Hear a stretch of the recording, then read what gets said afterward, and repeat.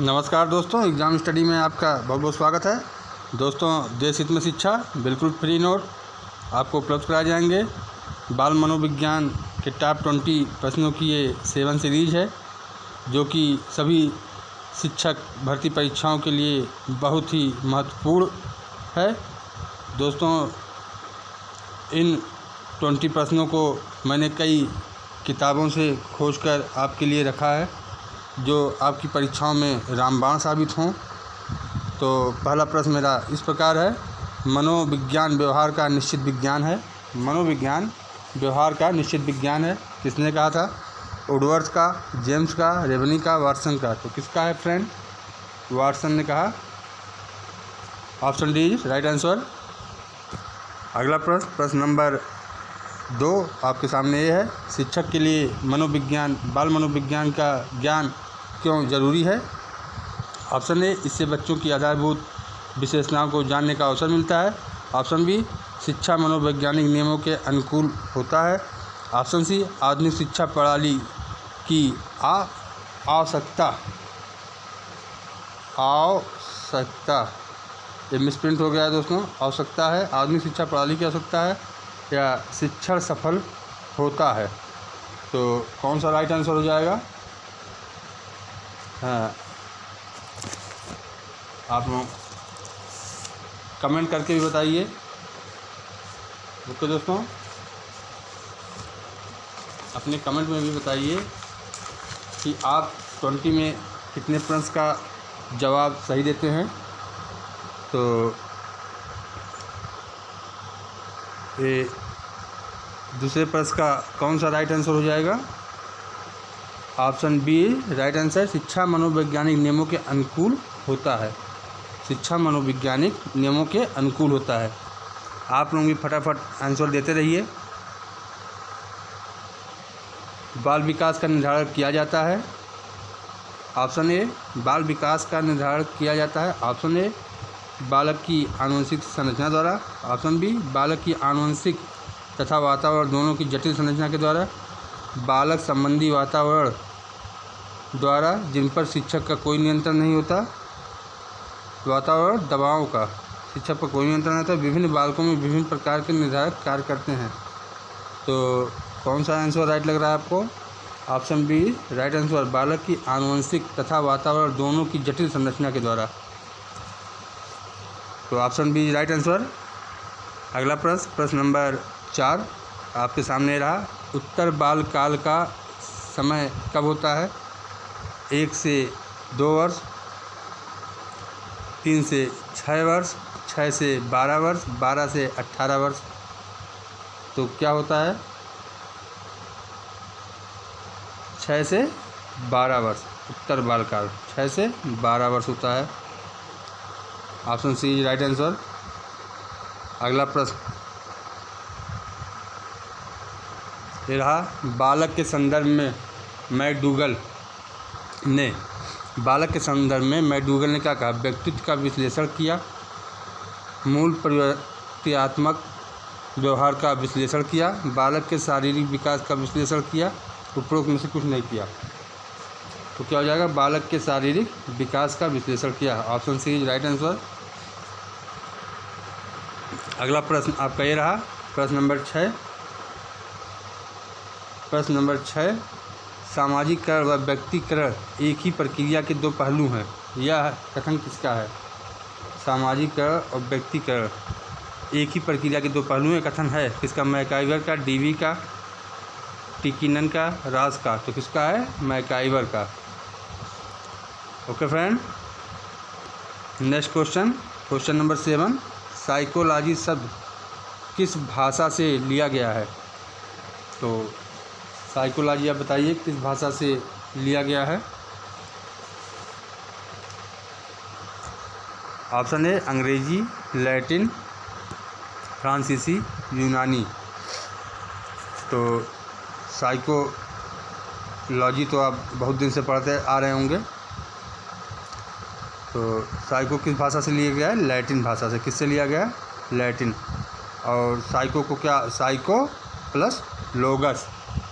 Psychology को psycho plus लोगस। Psycho में होता आत्मा और लोगस माने अध्ययन या विज्ञान, आत्मा का विज्ञान। साइको आत्मा को कहते हैं। ओके, नेक्स्ट प्रश्न, नेक्स्ट क्वेश्चन आपके सामने ये रहा। वर्तमान में मनोविज्ञान साइकोलॉजी शब्द का अर्थ है वर्तमान में, इस समय साइकोलॉजी क्या कहते हैं? व्यवहार का अध्ययन, मन का अध्ययन, आत्मा का अध्ययन, शरीर का अध्ययन। तो वर्तमान में साइकोलॉजी को क्या कहते हैं? व्यवहार का अध्ययन। क्या कहते हैं गाइस? व्यवहार का अध्ययन। Option A is right answer. Next question आपका ये रहा क्वेश्चन नंबर 9। वर्तमान काल में मनोविज्ञान को निम्न में से किस विज्ञान के रूप में परिभाषित किया जाता है? तो मनोविज्ञान को किस रूप में परिभाषित किया है? मन, आत्मा, व्यवहार। वर्तमान समय में व्यवहार के रूप में, किस रूप में? व्यवहार के रूप में। Option number C right answer. ब्राहा वातावरण के अंतर्गत निम्न में से कौन सी परिस्थिति आती है? ऑप्शन ए भौतिक, सामाजिक, सांस्कृतिक, उपयुक्त सभी। तो क्या आती है? उपयुक्त सभी। Option D right answer.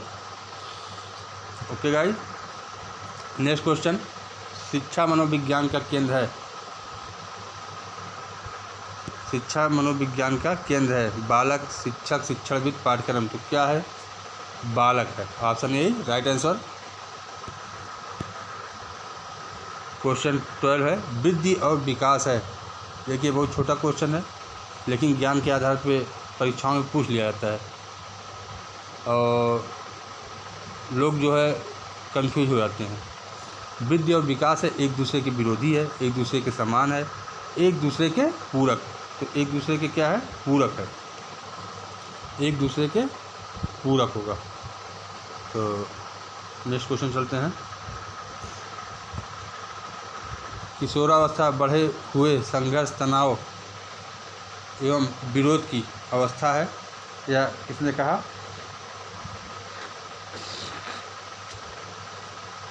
किसने कहा?